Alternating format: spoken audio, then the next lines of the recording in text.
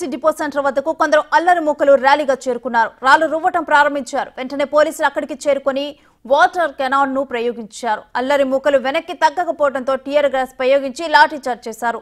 పరిస్థితి అదుపు కాకపోవడంతో గాల్లోకి కాల్పులు జరిపారు. దీంతో ఏం జరుగుతుందో అర్థం కాక ప్రజలందరూ ఆందోళనకు గురయ్యారు. కానీ అదంతా పోలీసుల మాక్ డ్రిల్ అని తెలుసుకుని ఊపిరి పీల్చుకున్నారు.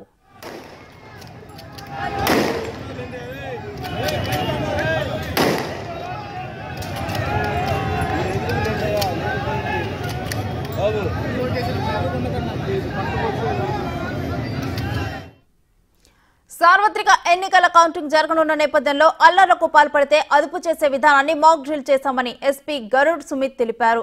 ప్రజల శాంతియుత జీవనానికి ఎవరు విఘాతం కలిగించినా ఉపేక్షించమని హెచ్చరించారు.